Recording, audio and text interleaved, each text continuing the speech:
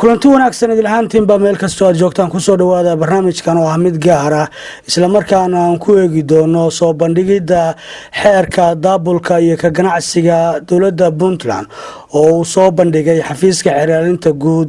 ee dowladda Puntland waxaana xeerkan daafuray madaxweyne ku-xigeenka dowladda Puntland injineer Cabdixakiin Cabdulaahi Xaaji Cumar Camay iyadoo xeerkan hirgelintiisa ay maalgelinaysay hay'adda socdaalka adduunka IOM waxaana halkaasi khudbado kala duwan ka soo jeediyay mas'uuliyiintii ka kala yimid wasaaradaha dowladda Puntland iyadoo bogaadiyay shaqada uu qabtay xafiiska xeeraalinta guud ee dowladda Puntland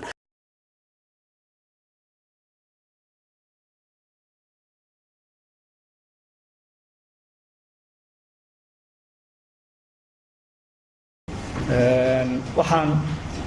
isugu nimina waxa weeye daahfurka xafladii daahfurka sharciga ka ganacsiga iyo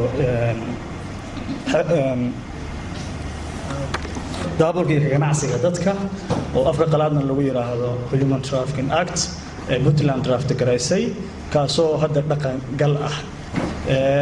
marka koowaad iyo mar labaad waxaan leeyahay mahadsantihiin soo dhawaada waana inoo furan tahay assalaamu calaykum macro hackers oo isagu kamid ah UNDP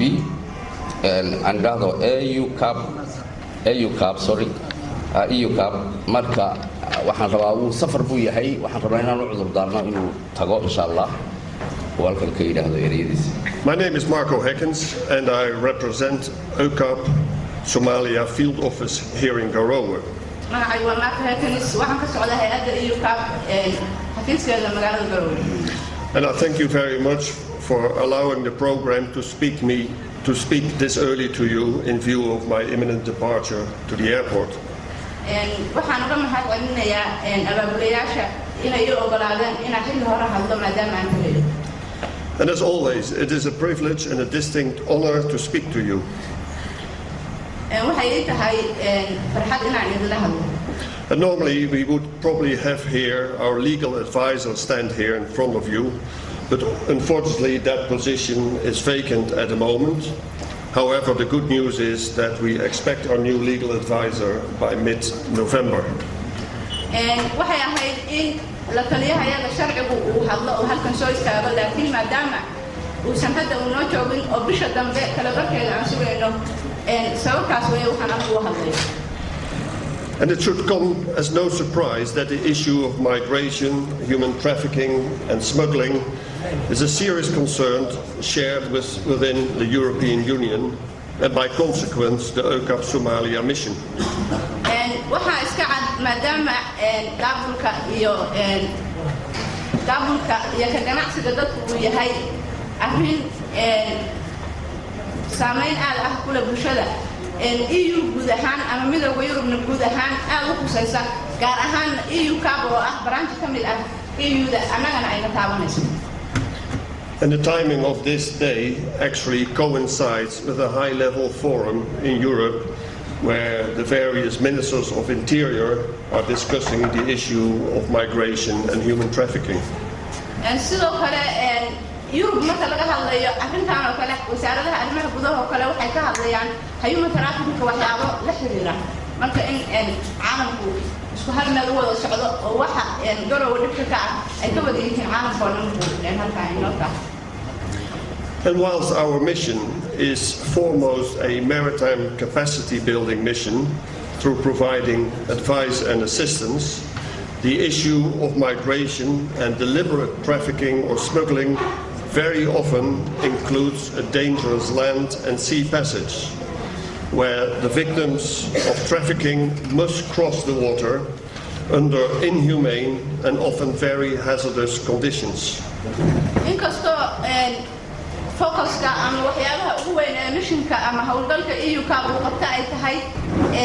arrimaha badda uu la xiriiro haddana marka laga hadlayo tahriibinta iyo human trafficking ama daabulka dadka waxay ay maraan oo wadada u ah waa badda waa halkaas halka aan ka soo galayno hawlgalka missionka uu ka soo galayno aad iyo aad inaan ugu bogaadiyo intii ka soo qayb gashay markii la sameeyay sharciga kan xeerka ka hortagga daabulka iyo ka ganacsiga dadka ee Puntland xeerkaas oo muddo soo jiitamayay markii ugu dambeysana la ansixiyay sidoo Faisal noo sheegay sanadkii 2017 kaasoo gudoomiye oo ka yihiin xeer ilaalinta guud ee dawladda Puntland gudoomiye ku xigeenna ay ka yihiin wasaaradda horumarinta haweenka iyo arrimaha qoyska sababta looga dhigay inay wasaaradda horumarinta haweenka iyo arrimaha qoyska ee gudoomiye ku xigeen oga ahaato waa sabab weyn aan jeclahay maanta inaan idin fasiro taasoo ku qeexan yaa la abaabulaa yaa laga ganacsadaa yaa tabariyar yaa maxaa la yiraahaa product oo la iibin kara waa haween iyo caruur labadaana waa labaday wasaaradda ay ka shaqeyso taasaan ku noqonnay inaan gudoomiye ku xigeen aan ka noqonno annagoo u qareemayna ama difaacayna mandatekeena oo ah haweenka iyo caruurta walaalayaal si aad u ogtihiin sababaha keena in qofka laga ganacsado qofka haweenka ah oo yar qof haweenaho weyn kama hadlayno qofka haweenka oo yar iyo caruurta waxa weeye qaxooti markay noqdaan gurigoodii ka soo baxaan ay doontaan nolol kale oo noloshooda ka fiican marka safarkoodaas koowaad uu yahay noloshaanaad ku jirto mid ka fiican hel halkaasna ay gacanta ugu dhacaan dadka wax daabula ama dadka ka ganacsada caruurta yaryarka ah sidaad ogtihiin waxay ku dhamaadaan meel xille ama wiilal ha ahaadaan ama gabdhaha ahaadaan waxaba dhici kartaba haweenka xoogaa aqliga leh inay ka fakadaan laakiin caruurta marna kama fakadaan dhibaatooyinkaas wasaaradda haweenka iyadoo sanadkii ugu dambeysay isku dayeysa wax walbana horta dhibaato markii la arkana waxa loo baahan yahay intaan sharciga iyo waxba qofka aan lagula cararin iyo enforcementka in la ogaado maxaa kasbay dhibaatada maxaa kasbay inay caruurta soo qaxdo maxaa kasbay qofka dhalinyarada inay soo qaxdo maxaa kasbay haweenka inay soo qaxaan ka bacdina ay ku dhacaan gacanta qolada ka ganacsata marka taa waxaan oran karnaa in marka cunuga yarka ah qoysku ka soo baxay dhibaato ay ka jirto habarta ka xaynaysa ama islaanta ka xaynaysa caruurteeda sida kuwa hadda anoo jooga guryaha waa idin fasiri doonaa ee Boosaaso islaan 4 caruur wadata maxay u soo kaxaynaysaa oo doontii laga soo qabtay waxay u soo kaxaynaysaa nolol inay u weysay caruurteeda oo nolol fiican ay u doonayso caruurta kaligood socda oo qofna aan wadin maxay u qaxayaan waxay u qaxayaan wacyi gelinta oo ka xun inaysan helin waxbarashadii sax ahayd in gurigii ay dhibaato ku qabaan inay nolol maalmeedkooda midhaa uu maxaa la yiraahdaa dhibaato ku jiro in masawirro iyo wax loo soo diro oo ciyaalkii la faca ahaayo waalidkood dibadda ay tageen ay maskaxda ka xalayaan dhibaatooyinkaas oo dhan marka waxa loo baahan yahay in guntooda la gaaro wixii laga xallin karana laga xalliyo intaan la gaarin in cunugii hooyadii ay gacan xilla ku dhamaanin ama kii waday la xiro kii waday haddii la xiro weli dhibaatadii ma dhammaan hadduu waayo wax uu ka ganacsado kaa sheekadiisa way dhammaanaysaa laakiin inta dhibaatada runta aan la xallinin oo beeska ah markii takhtarka aad u tagto isla markiiba daawo kugu lama soo boodayo raajo ku saaraya dhiigu ka qaadaya wuu ku fiirinaya horta wuxuu ogaanayaa maxay tahay dhibkaada markaa kadib wax ku qoraya marka ninkan ka ganacsanaya ama gabadhan ka ganacsanaysa waxay ganacsanaysaa haday weyso oo waxay ganacsanaysay dhibkoodii aan fiirino wixii laga xallin karo waxaan u maleynayaa iyaga shaqo la'aan inay soo bixi karaan marka waxaad isweydiinaysaan maxay wasaaradda ka qabatay gudoomiye ku xigeenna waa ka tahay wasaaradda waxyaalo badan ay sanadkii ugu dambeysay ka qabatay wasaaradda waxay furtay 5 guri oo ku kala yaala Gaalkacyo Boohoodle Boocame Garoowe iyo Boosaaso dadka ay ku dhamaadaan 5 guri dadka markii laga soo celiyo ilmaha iyo gabdhaha yaryarka iyo wiilasha yaryarka ay wataan iyo ilmaha xataa yaroo 7 jirka 8 jirka ah guryahaas ayaa la geeyaa awal stationada lagu qaban jiray stationada ay ku xirnaan jireen ama waa la iska sii deyn jiray sababtoo ah meel cunug lagu hayo weli ma haysano annaga haddaan wadnaa wasaaradda cadaaladda ay shaqadeedii ku jirtaa marka waxaa la sameeyaa markii stationka lagu qabto guryahaasaa la geeyaa guryahaas waxaa jooga social workers waxaa jooga psychosocial waxaa jooga meelay wax jiifsadaan meelay cunto ka cunaan isla mar ahaantaa waxaa la eegaa cunuga kan muxuu u soo baxay waa la wareystaa yaa ka dambeeya yaa waday reerkoodii xaguu jira hadduu reer leeyahay muxuu damacsan yahay haddii reerkii loo celiyo muxuu hadduu kaleetana waxaan sameynaa waxaa loo abuuraa waxaa la baraa siduu wax u baran lahaa hadduu iskool tagayana iskoolaa la geeyaa hadduusan iskool markaa uu rabinna gacantaa wax laga baraa vocational training marka waxaa loo cunuga loo habeeyaa noloshii uu ka waayey meeshuu joogo ayaa loo habeeyaa waxaa la sameeyaa marka family reunification waalidkiisaa la doonaayo lagu xiraa hadduu rabo isla mar ahaantaasna cunugii inuu ku noqdo ama gabadhii ku noqoto reerkoodii waxaa loo celiyaa reerkooda waxaa lagu diraa social workers meeshay joogto ama xamar ha ka timaado ama Ethiopia ha ka timaado xuduudka ah Soomaalida meeshay degto meesha loo celiyaa biliiska waxaan la shaqeynaa iyo xeer ilaalinta iyo ciidamada amniga aan la shaqeynaa qof kasta oo yimaadana waxaa laga qaadaa sawirro waa loo qaybiyaa meel walba in qofka la celiyay warqadaan ka buuxinaa waxyaalahaas oo dhan aan la sameeyaa marka taa waa taa tan labaad oo aan sameyno shanta guri ka sokow waxa kale aad ogtihiin caruurta la soo marin habaabiyay qaarkood militariga inay u yihiin askar maroodi oo ay daadsan yihiin meel walba military u joogo kuwaana waxaan u sameynay meel in laga soo aruuriyo meelaha cunuga intuu yar yahay isaga laftirkiisu waa cunug intii la soo keenay oo laga soo kaxeeyay oo maskaxda laga soo xalay oo markii dambe markuu waxba waayay militarigi ku biiray oo militarina ma aha dawladana ma qoran taa isla fahamno cunugi isagaa tagay isagaa meesha askar maroodi ka noqday isagaa dhibkii uma jeedo dhibkii kuwaana dhaqan celin ayaa loo sameeyaa meel ay ku noolaadaan loo sameeyaa waxay gacanta ka bartaana la baraa waxaan la kaashanaa wasaaradda cadaaladda kadibna markay lugahooda isku taagaan shaqo iyagaaba shaqaysanayo oo halkaasaan marka waxaan ku baabi'inaa qofkii ka ganacsanaya ganacsada isaga maxaan ku sameynaa marka haddii la qabto dawladda amnigaan u dhiibnaa waa ku mahadsan yihiin qolooyinka boosaaso oo meesha ugu badan oo lagu qabto bil walba intaasoo qofoodaa la qabtaa oo ka ganacsiga ma ogtihiin 4 meelood ayaa dadka laga dhoofiyaa isla markii waa la xiraa example-kii ugu dambeeyay waxa weeye hooyo iyo 4teeda caruur oo hadda weli aan xamar u celinayno 2 nin ayaa wadeen 2 ninna waa xiran yihiin boosaasay ku xiran yihiin hooyada markaan wareysanayna waxaan u waayay tir ilmahayga waxaan siiyo xagee u waday Yemen u waday yaa lacag siisay xoogaagaan haysanay 2daas nin aan siiyay 2 nin waa la helay waa la xiray okay 2 daqiiqo leedahay liir markii waa dadejinaya marka waxaan rabaa inaan ku soo gunaanido waxaan dhihi lahaa sharciga waa sharci fiican hase yeeshee ururada bulshada wasaaradaha meesha ku dhan guddiga waad aragteen aan u malaynayaa xeer ilaalinta noo ah gudoomiye bal aan aragno aan fiirino aan shaandheeno maxay tahay sababta dadkan ay u qaxayaan si loo baabi'iyo dadka wax abaabulay kadib ayaan dabar goyn karnaa yareyn karnaa aad iyo aad aan ugu mahadinayaa waa la iga dambeyn doonaa anigana waa degdegsanahay wasaaradda caafimaadkaan u socdaa shir ku leeyahay waxaan halkan ka ballan qaadayaa wasaaradda haweenka in ay ka sii wado meesheedii siday halka sano ay uga sii waday intaasoo guri ugu furtay intaasoo ciyaal ah statistikadana waa soo bandhigaynaa sanadka aakhirkiisa loo badbaadiyey waxa loo taray waxay ugu barteen u shaqaystaan qaarkood waa mahadsantihiin waxaan u yeedhayaa haddeer xafiiska xuquuqul aadamaha oo maxamed yuusuf cali uu madax ka yahay inala joogo soo dhawow waxaa maantay runtii guul ah in aan halkan ka soo qayb galno daafurka xeerka tahriibta ama daabulka iyo ka ganacsiga dadka sida ku qoran ajandaha waxaa ku qoran dowrka ay leedahay hay-adda difaaca xuquuqa aadanaha Puntland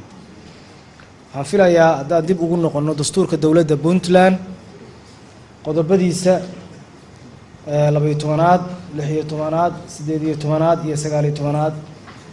oo ah qodobada ka bilowda xuquuqaha asaasiga ah ee qofka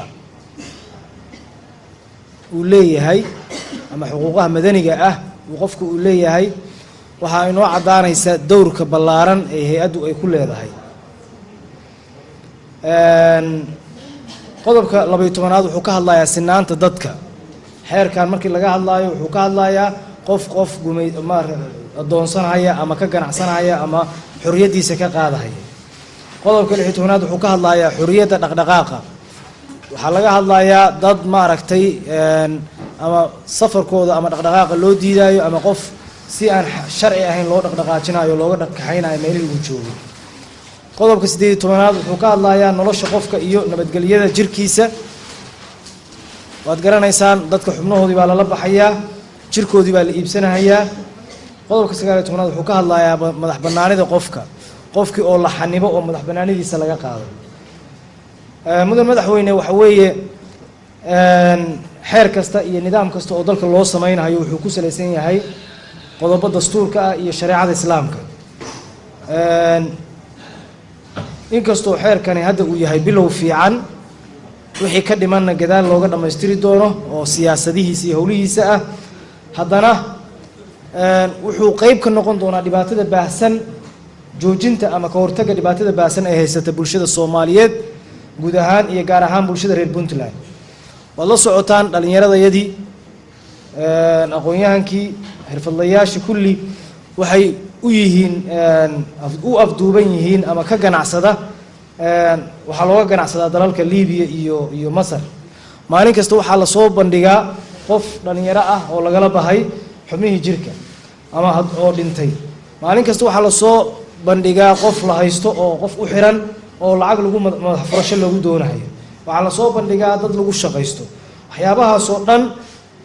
Liibiya kama bilowdaan, Masarna kama bilowdaan, waxay ka bilowdaan gudaha dalkay ka bilowdaan. sidaa awgeed dowrka ugu muhiimsan oo aan leeyahay iskaashigu u baahan yahay iyadoo dhan in la iska kaashado oo hay-adda xuquuq aadanahana ay mas-uuliyad gaara ka saaran tahay waa dowrka wacyigelinta dadka bulshada iyadaa la rabaa inay ogaato waxa dhibka ku ah, waxa maaragtay jiilka dhallinyarada ah dhib u geysanaya. sidoo kale waxaa loo baahan yahay wacyigelin hay-adaha dowladda ee sharci ilaalinta iyo sharci fulinta labadaba. waa ka xumahay inay halkan garsoorku ka maqan yihiin oo waa joogaan. waxaan maqlayay Yuusuf Xaaji Nuur baa maqan, Qaadi Cabdiqani baa jooga. waxaan filahayaa annagu hadda xeerar badan baan aragnay oo la qoray oo aan hirgelin. wax kale ma aha, waxa weeye hay-adaha dowladda ay khusayso ayaan aqoonba u lahayn xeerarka maaragtay loo daafuray ama loo baahan in la hirgeliyo ama lalama wadaago ama intooda badanba maaragtay xil iskama saaraan. waxaan leeyahay horta waxaan ka bilaabaynaa nafteenna hay-adaha dowladda. waxaan rabnaa in hay-ad kasta oo dowladda ah oo ay khusayso xeerkan in koobi la siiyo oo aan kula xisaabtanno. dowrka aan leenahay oo labaad waxa weeye la xisaabtanka hay-adaha dowladda in ay xeerarkii dalka qeybtooda ama shaqadooda ka fuliyeen. waa ficnaan lahayd inay halkan joogaan booliskii, nin kastoo wasaaradda amniga ay wakiil ka tahay, haddana dadka ugu horeeya oo la rabo inay soo qabtaan. qodobka koowaad ee xeerka waxaa ku qoran uma baahna xeerkan in la helo qof dacwoonahaya, uma baahna in la helo qof war soo gudbiya, uma baahna qof. qodobka koowaad oo xeerkay ku qoran tahay micnaheedu waxa weeye hay-adaha sharci ilaalinta iyo fulinta labadaba mas-uuliyad baa waxay ka saaran tahay in iyaga oo ka duulahaya mas-uuliyadda sharciga kan uu siinahayo inay iyagu shaqada qabtaan, inaysan sugin in la yidhaahdo qof dacwooda ayaa jira. waxa weeye waa waxyaabaha mararka qaybtood keenaya in xeerarku aysan fulin. qofku laba dembi buu galahayaa. dembi wuxuu ka gelahayaa qofkii uu dhibka u geystay oo waa dembi madani ah. dembina waa dembi ciqaabahu wuxuu ka galay dalkii iyo dowladdii iyo nidaamkii guud buu ka galay. marka waxaa asal ah horta dembiga koowaad oo u baahan in qofka la tusiyo oo u noqonaya joojin iyo maaragtay inuu ku tusaale qaato waa in dembiga laga galay dalka iyo xeerka iyo nidaamka isagii xoogga la saaro. waxaan rajaynayaa inaan hadda u yeedho ku-xigeenka xeeralyaha guud ee Puntland Maxamed Xareed. maxamed waxa uu ku soo dhaweyn doonaa wasiirka cadaaladda wuxuu ku soo dhaweyn doonaa madaxweynuhuna insha allahu si rasmi ayuu inoogu furi doonaa kulankan aynu fadhino. magaca xeerku waa ka hortagga daabulka iyo ka ganacsiga dadka. xeerkani wuxuu ka mid yahay xeerarka dhaqangalka ka ah dowladda Puntland wuxuuna soo baxay taariikhdu markay ahayd ama la ansixiyay 16 December 2015 tirsigiisuna waa 10 xeerkan dambiyadu ka hadlo waxa ay ka mid yihiin dambiyada waaweyn Puntland ay u aqoonsan tahay inay ka mid yihiin dambiyada waaweyn dambiyadaas waxa ay ka mid yihiin dambiyada abaabulan waxa la yiraahdaa waxa ka qayb gala shabakado isku xiran waxay ka helaan dana dhaqaale oo xaraan ah dambiyada noocaas ayaa la yiraahdaa dambiyada abaabulan sida ka ganacsiga dadka tahriibta internetka jabsiga internetka sumaynta iyo dambiye kale oo tiro badan haddaba aan u soo yaro noqdo heerarku soo maray xeerkan dambiyadu waa laba nooc ka hortag iyo ka dabatag habka loo dhaqaajiyana waa laba nooc xafiis ahaan in loo dhaqaajiyo iyo qofka dhibanaha inuu soo dacwoodo xeerkani waa mid xafiis ahaan loo dhaqaajinayo ee la sugi maayo qof inuu soo dacwoodo yiraahdo dhibanaan ka ahay heerarku soo maray xafiiska xeerlaalinta guud markuu arkay dambiyadan sida ay u sii kordhayaan xawliga ay ku socdaan markuu taxgeliyay dambiyadan ciqaabaha ku xusan xeerarka ciqaabta inaysan ahayn kuwo ku filan eedeysanayaasha iyo dambiilayaasha gala dembiga kuwa ciqaabtoodu tahay mid ku filan aysan ka mudnayn ee loo baahan yahay ciqaabo ka badan in loo helo xafiiska xeerlaalinta guud markuu arrimahaas iyo kuwo kaloo badan xeeriyey 2002 alifkii ilaa 2015kii ayuu waday sidii loo heli lahaa xeerkan loona samayn lahaa wuxuuna kala hadlay hay-ado tiro badan nasiib wanaag hay-adda IOM-ta ayaa xafiiska xeerlaalinta waxay ka saaciday sidii loo samayn lahaa tallaabadii koowaad oo hay-adda IOM-ta qaada waxay ahayd inay xafiiska xeerlaalinta usoo magacaawdo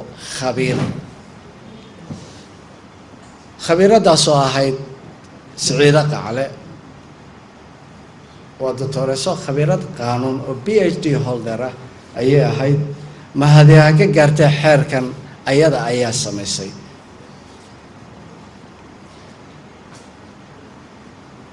xeerkani wuxuu ka kooban yahay 33 qodob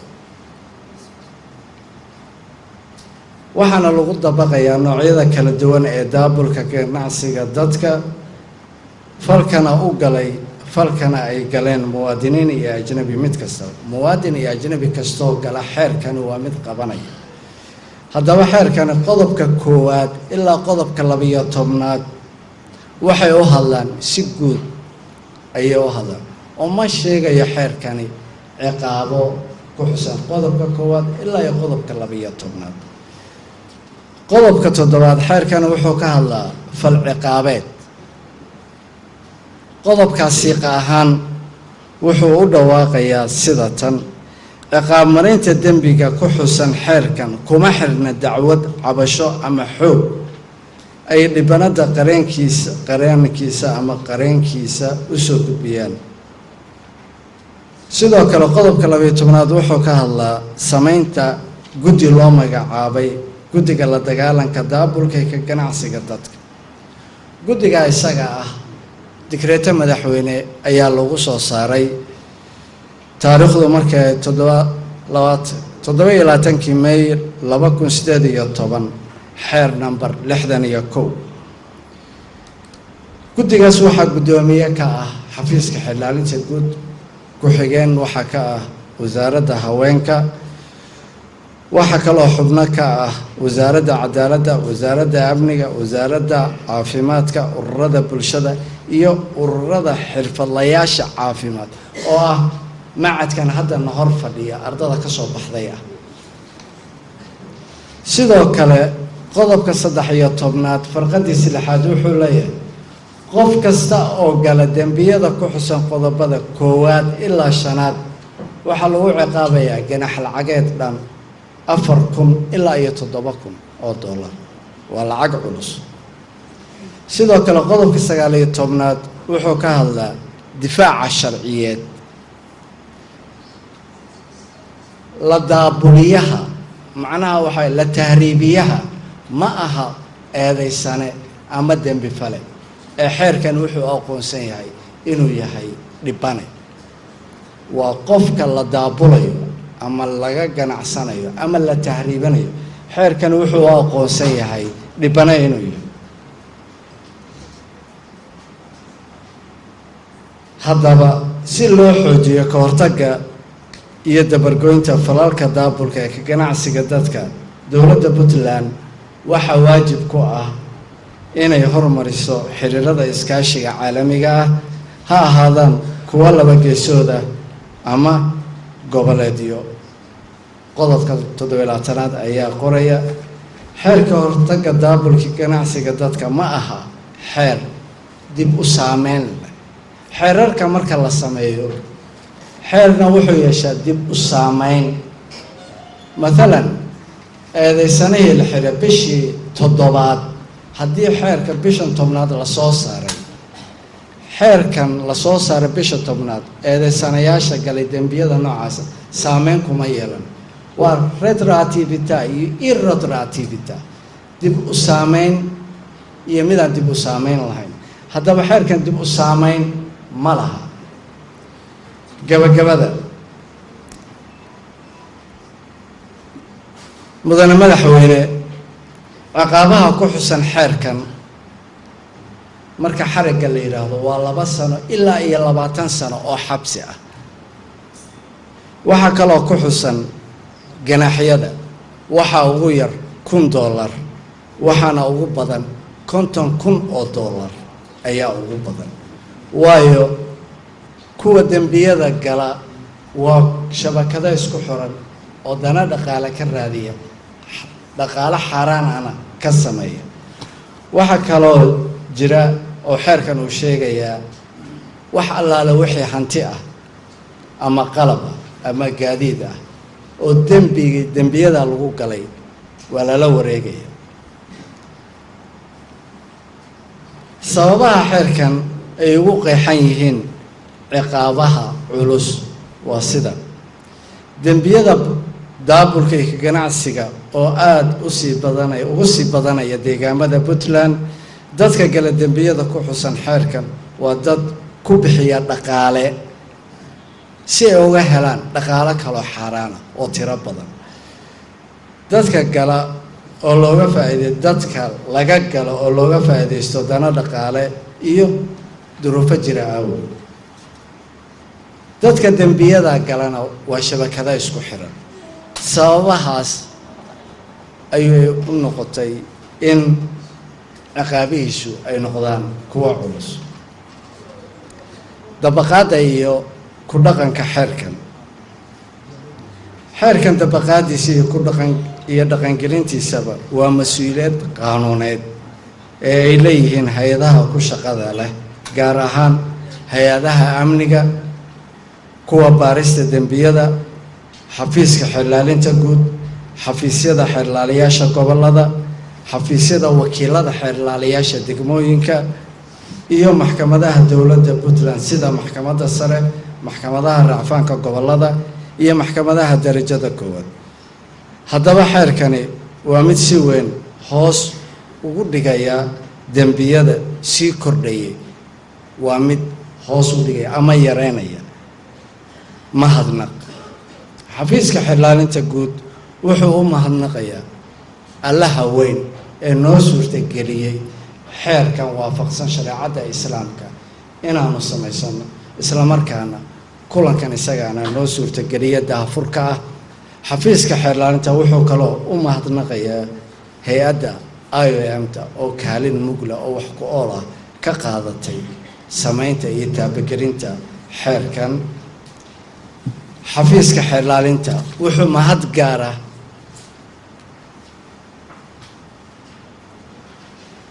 u dirayaa khabiiradii samaysay doctoresa Siciida Qacle. wuxuu kaloo xafiiska xeerlaalinta u mahadnaqayaa golaha wakiilada dowladda Puntland siiba golaha shuruucda. wuxuu kaloo xafiiska xeerlaalinta u mahad celinayaa golaha xukuumadda gaar ahaan wasaaradda cadaaladda oo iyadana qayb mugla ka qaadatay. xafiiska xeerlaalinta wuxuu kaloo u mahad celinayaa maamulka iyo macallimiinta jaamacadda BSU guud ahaan gaar ahaan hormoodka iyo macallimiinta kuliyadda shareecadda iyo qaanuunka ayagana qayb mugla ka qaatay xeerkan daahfurkiisa. waxaa kaloo xafiiska xeerlaalinta u mahad celinayaa ardada jaamacadda BSU gaar ahaan kuliyadda qaanuunka iyo shareecadda siiba kuwa laasiyeerka ah oo fadhiya gadaal. mudane madaxweyne, hoolkan waxaa ku sugan ilaa 30 arday oo ah ardayda sanadka ugu dambeeya dhigta ee jaamacadda BSU, waana kuwiina bedeli lahaa, kuwii madaxdii berita noqon lahaa, kuwii qaban lahaa shaqada golaha garsoorka Puntland iyo Soomaaliya. mudane madaxweyne, mar labaad iyo mar saddexaad waxaan halkan uga mahad celinayaa dhammaan inta ka soo qayb gashay. waxa kaloo aan doonayaa inaan ku soo dhaweeyo wasiirka cadaaladda si uga yiraahdo kelmadihiisa, isla markaana isagoo wakiilka ah golihii xukuumadda iyo golihii garsoorka xukuumadka kelmadihiisa inuu yiraahdo. sharaf bay tahay ka soo qayb galo xafladan ugu daafurayo xeerka daabulka iyo ka ganacsiga dadka ee ka hortagga daabulka ka ganacsiga dadka. runtii waa xeer muhiim ah bulshadeena oo dhibaato badan ay ka haysato arrimahanayto. runtii muddo dhan walba hadii laga fiiriyo dhib weyn isku saameynayso. qofkii la daabulo la kaxeeyo meel in lagu adoonsado, in la kufsado, in la dilo marka qaarkood, in muxuu ahaa xubnihiisa jirkiisa laga ganacsado, asaga kow dhibka kuwaad ka bilaabanayo. dhibkii labaad intaasaan ku ekeenay qoyskii uu ka tegayna runtii dhibaato weyn, saameyn dhaqaale, burbur maskax iyo muxuu ahaa runtii kulli ku saameynayso. waalidkii ka tegeen ayagana dhibaato badan oo dhib u ku hayso. marka waa dhibaato runtii badan, aafo badanna runtii leh, dhibaatooyin badan aan u baahannahay la iska kaashado, hadday noqoto dhan dowladeed, dhan shacab iyo cid walba runtii ka qayb qaadato si la isaga qaban lahaa muxuu ahaa mujrimiintaas dhibka ku hayo ummadeenna in la iska joojiyo. sidoo kale dhanka kale say yiraahdeen runtii saaxiibada raggiga wada horeeyay ee ka hadleen oo ahaa in dee shaqo abuur iyo howlo kalena runtii laga shaqeeyo si loo horumarin lahaa da'yarta, loogu qanci lahaa ee dalka joogaan. dadka baxayo ugu badan runtii waa dadka aqoon-yahanka ahaa, ha noqdaan dad jaamacadaha dhigto mise dhameeyey mise dugsiyada sare ee dhameeyey. inta u badan way runtii waana waxaa la dhahaa waa brain drain. waxay noo noqonaysaa dhibaato mustaqbalka haddaan runtii reeban oo aan hantinin mustaqbalka iyo maskaxda aqooneed. marka anigoo ku daaheen waxaan u dhaafayaa kelimadii xukuumadda. mudane madaxweyne ku soo dhawow. runtii waan ku faraxsanahay inaan maanta ka soo qayb galo daahfurkan xeerkan muddada dheerna laga soo shaqaynayay, maantana hortiina yaalla. waxaan runtii uga mahad celinayaa in allah intii ka soo shaqaysay waqti iyo dhaqaalo iyo cilmi wax kastaba geli, intii ka soo shaqaysay ee soo gaarsiisay heerkan uu maanta taagan yahay oo uu diyaar u yahay inuu u adeego ummadda reer Puntland meel kasta ay joogtaba. waa idinku mahad celinayaa. waxaan si gaara uga mahad celinayaa Siciido Qacle oo iyadu runtii soo agaasintay. waxaan kale oo u mahad celinayaa PTRC iyo dhammaan ka soo qaybgalayaasha. runtii sidaad maqlayseen de xeerkani muddo ayuu socday ilaa iyo labadii kun iyo labiyo tobankii ilaa yoomana haada waa uun la soo waday marba heer ayuunbuu taagnaa. waxaan qirayaa weli inuusan dhammaystirayn, inuusan weli 100% ahayn, laakiin inaan waxbaba meesha oolin iyo in wax yaallaan dee in wax yaallaan baa la qaatay la raaco. adduunkana xeer kasta oo la samaynayaa xilli ayuu leeyahay, xilligaana caqabad iyo mashaakil baa taagan. xilliga dambe ee uu gaadhana waxaa laga yaabaa caqabadihii in ama wax ka dhaceen ama wax ku soo kordheen, markaana isbeddel iyuunbaa lagu samayn karaa oo mid yacni waa la waxayn karaa. waxaan odhan lahaa waxyaabaha yarare qalqaladka dib ha loo akriyo runtii hana la saxo. xoogaa daabacaadan waxay la tahay dhib weyn idinkuma hayso, laakiin ha la saxo. dee sidaad sheegayseen waxaa isugu tegay aqoon-yahanadii oo dhan, ama jaamacadda ha ahaado ama kuwii shaqaynayay shaqada hayeyba ha ahaatee. wax 100% soo baxaana maba jiraan, wax walba inunbaa waxunbaa ka qaldama noocu doonaba ha ahaadee. laakiin asaliyaddu waxa weeye inaynu maanta xeer aynu ku naaloonno oo ku faraxno oo ku shaqayna inuu hor yaallo. sheegayaa daabulka iyo ka ganacsiga dadka waa dhib ummadda Soomaaliyeed guud ahaan haysata, gaar ahaanna reer Puntland bay haysataa. sababta ay Puntland u haysataana waxa weeye dhulka badiba hadeerto la isticmaalo waxay la tahay inuu dhulka Puntland yahay, ama bad ha ahaado ama dhul ha ahaadee. waxaanina wax sahlan maaha. intaa wasiirra idinla fadhiyay mid waliba qayb buu ku leeyahay, min wasiirka warfaafinta oo wacyigelinta iyo baraarujinta ku shaqo leh ilaa iyo cadaaladda iyo haweenka iyo muxuu ahaa amniga. waa wax isku wada xidhan kulli, mid waliba qayb bay ku leedahay. midii qaybteedii ay ku lahayd dayacdaay waxay noqonaysaa in sidii la doonayay waxaani aanay u shaqayn. runtii qarash fara badan iyo juhdi iyo maskax yaa la geliyaa, yacni sidii looga hortegi lahaa daabulkan iyo ka ganacsiga labadaba. berigii hore ka ganacsiga hab uun baaba dee dadku u yaqaaneen, markiiba maskaxda waxaa ka soo dhacaysa ka ganacsigu horta haddeerta rag iyo dumar labadaba wuu khuseynaya.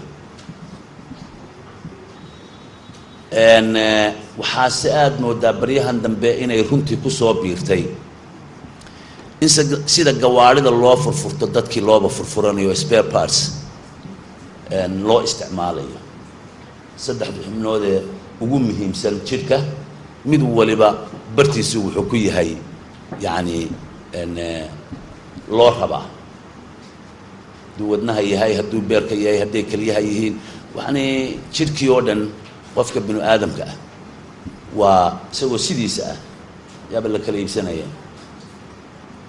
waana arrin run ahaantii aada moodo dhallinyarada mutacalimiinta ah ee yaacaysa aanay marnaba ku baraarugsanayn baad moodaa. horta marka ugu horreysa waxaan leeyahay hawshani waa hawl Puntland keligeed aanu oolin, waa hawl Soomaaliyeed, waa hawl ama maamulada ha ahaato ama ha ahaato dowladda federaalka. haddii aan la isugu tegin ay adkaan doonto in laga midho dhaliya, because waxay u baahan tahay awood ciidan bay u baahan tahay, dhaqaalay u baahan tahay, gaadiid bay u baahan tahay. noocaanay u baahnayn haba yaraatee ma jirto. Puntlandna awood intaa leeg inaanay u haynin baad moodaa. marka waxaan odhan lahaa dowladda federaalka iyo xubnaha kale ee ka midka ah in lala yimaado hab yacni loogu midoobo in dhibtan iyada ah lasoo afjaro. hadda waxaa jirta hay-adaan maqlaya hadda ka hadlayay yacni runtii hawshan tan haddeerto aynu ka hadlanana kuwaasi waxba kama qabtaan. ay garantii kuwo kaloo ay wax ka qabtaanna ma ogin laakiin dalka haddana waa jooga markaa taasi waxa weeyaan dayacaad mas-uuliyaddii iyo dhaartii aanu idiin marray aanu gafnay weeye wuxuu ku habboonayd qofka shaksiga caynkaas oo kale aan ummadda waxbaba u hayn gaari cad wata guri weyn ku jira ciidamo waxaasoo dhan haddana wax alla wuxuu inagu soo kordhinaya aanay jirin dalka runtii inuu joogaba ma ahayn waana ka xuma inay joogaan laakiin ta aan idinku bishaaraynayaa waxa weeye dee rooma maalin lama dhisin waxay la tahay sharciga maalinba in baa la qabtaa waxaa laga yaabaa wixii aanu gafnay ta soo socotaa inay idiin samayso waa wax dhici kara waxani waa xarig muxuu qori isu dhiib weeye barti aan dhignay baa laga yaabaa kuwo kale inay ka qaadaan sidii annaguba aanu samaynay wixii mashaariicii soconaya aanu dhammaystiray baa laga yaabaa wixii aan gafnayna kuwa soo socda inay sameeyaan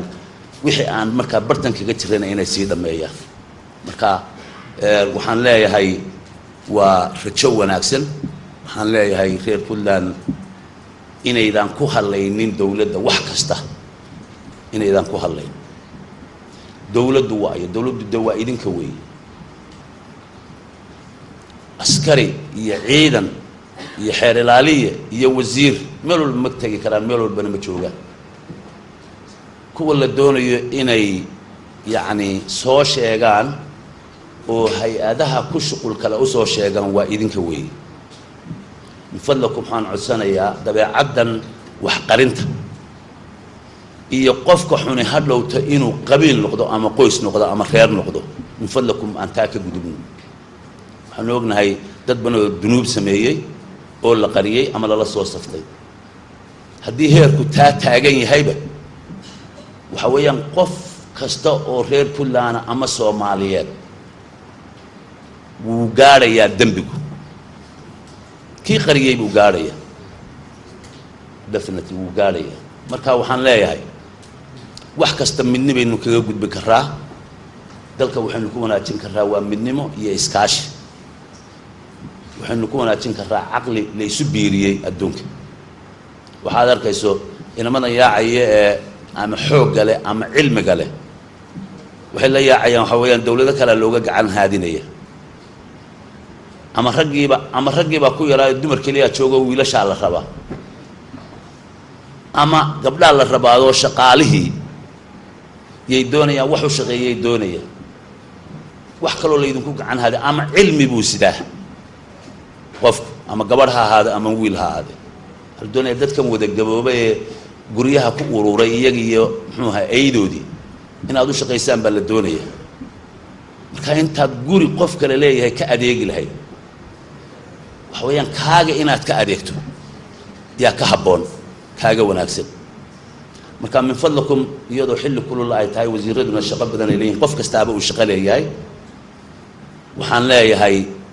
xeerkan waa xeer loogu mahad celiyey intii soo samaysay waa xeer loo baahan yahay ka shaqaysiintiisa in wax la sameeyaa waa wax iska fudud weeye marka wax la sameynayo